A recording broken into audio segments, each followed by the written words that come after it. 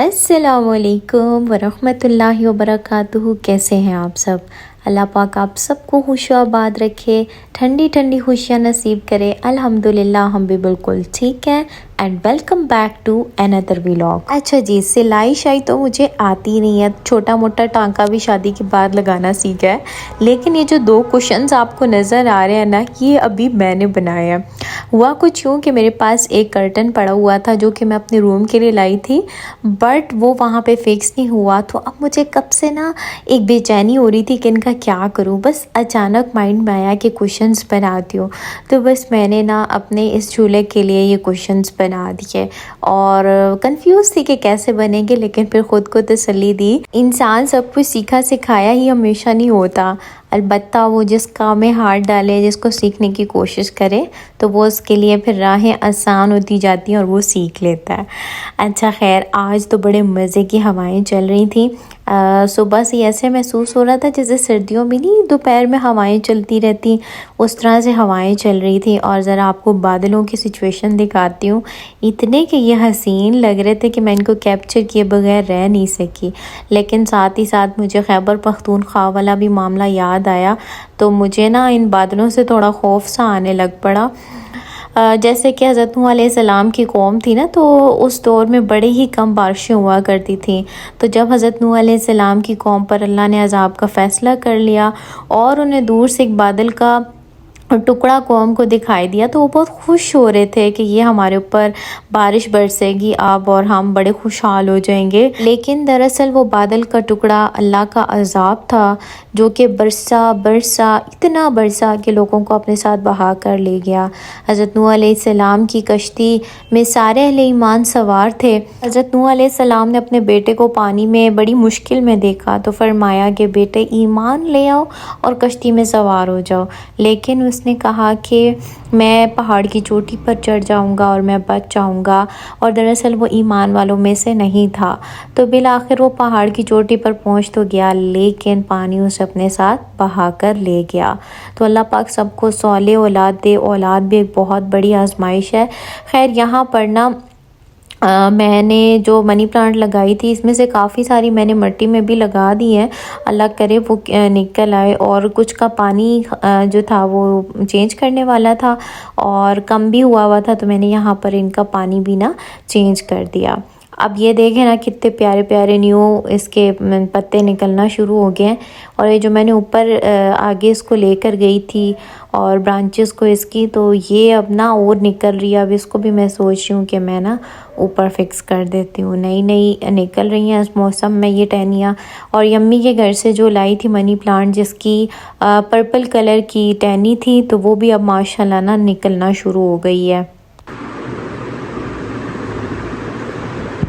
अच्छा, कुछ दिनों से तबीयत अपसेट थी, तो प्रेसिंग का काम नहीं कर पा रही थी, क्योंकि झुकने से मसल्स में ना काफ़ी पेन होता था।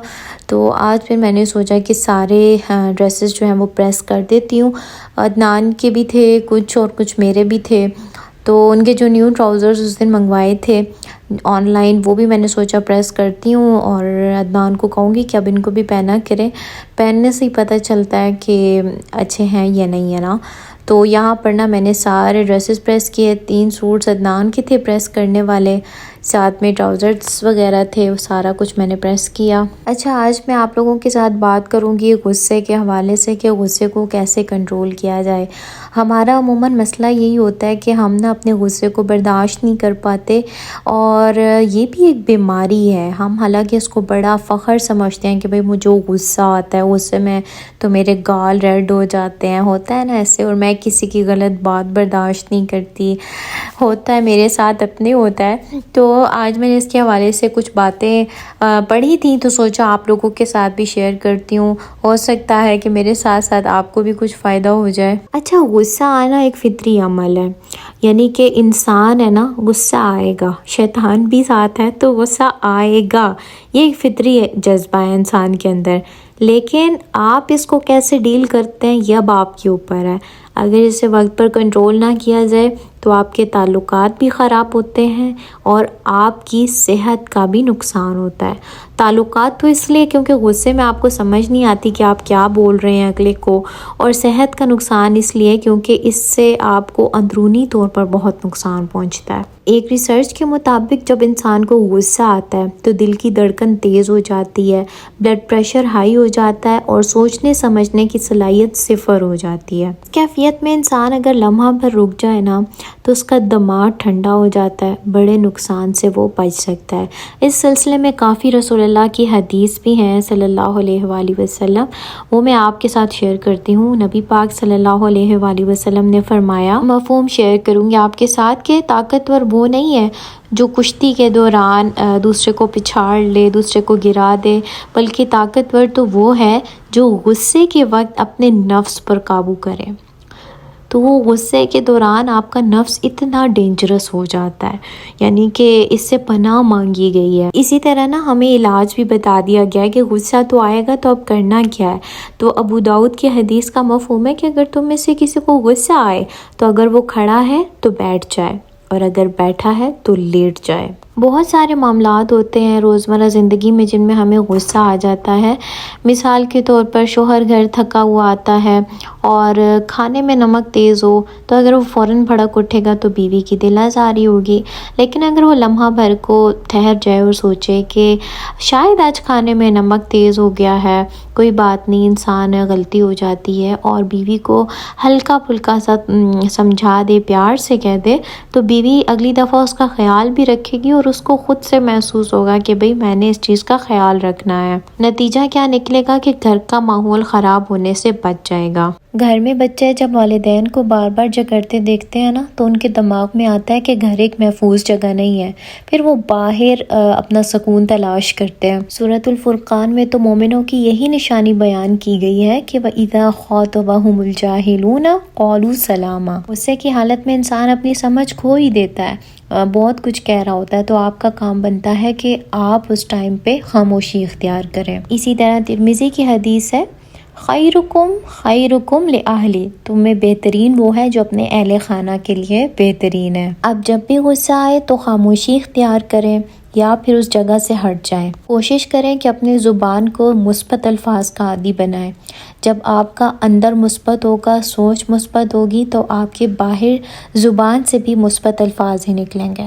اس کے علاوہ معافی مانگنے کا کلچر عام کریں۔ ہمارے معاشرے میں معافی مانگنے کو ایک انا کا مسئلہ سمجھا جاتا ہے، لیکن دراصل جب ہم معافی مانگتے ہیں تو اس سے اگلے انسان کے دل میں ہمارے لیے ایک بہت بلند مقام بن جاتا ہے۔ جب بھی غصہ آئے تو فوراً جواب دینے سے گریز کریں، خاموشی اختیار کریں، وضو کر لیں، ٹھیک ہے؟ وضو کرنے کے بعد بھی اگر غصہ کم نہیں ہو رہا تو آپ اپنی جگہ بدل لیں۔ گہری سانس لینے کی مشق کریں، اس سے آپ کا ذہنی سکون جو ہے وہ بحال ہوگا اور آپ کا غصہ رفع دفع ہو جائے گا۔ کبھی بھی یہ کوشش نہ کریں کہ جھگڑے کو مزید آگے بڑھانا ہے، اپنے ذہن میں یہی رکھیں کہ شیطان کو خوش نہیں رکھنا۔ یہ بات کبھی مت بھولے گا کہ شیطان اللہ کو چیلنج دے کر آیا ہوا ہے کہ اس بندے کو تو میں ایسا قابو کروں گا کہ یہ جنت کا حقدار کبھی نہیں بن سکتا۔ تو اس کا تو ٹارگٹ یہ ہے کہ غصے کے ذریعے سے آپ کے اعمال کو ضائع کرے۔ تو بس اس بات کو ہمیشہ ذہن میں رکھیں، تو یہ آپ کے اس غصے والے فطری جذبے کو قابو کرنے میں مدد دے گا۔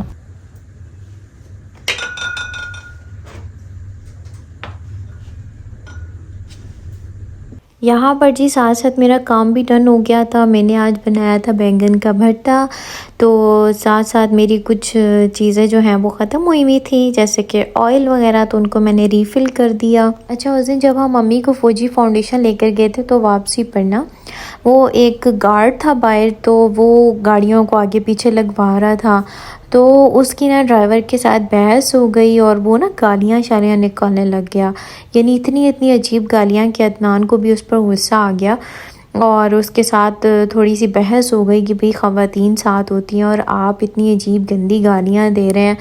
تو یہ بات نا ہمارے مردوں کو سمجھ نہیں آتی، باہر ہر بندے کو دیکھو تو جھگڑے میں عورت ذات کو مست بیچ میں گھسیٹ رہا ہے اور ایسے گندی گالیاں دے رہا ہے، تو استغفر اللہ، چاہے مذاق میں گالی دی جائے چاہے سیریس دی جائے، آپ کی زبان سے نکلنے والی ایک گالی قبر میں آپ کے لیے ایک بچھو تیار کر رہی ہے۔ دنیا میں اچھل کود کر کے بچھوؤں سے بھاگ لیتے ہیں، کیڑوں سے بھاگ لیتے ہیں، لیکن وہاں بند قبر میں کوئی نہیں بچانے آئے گا۔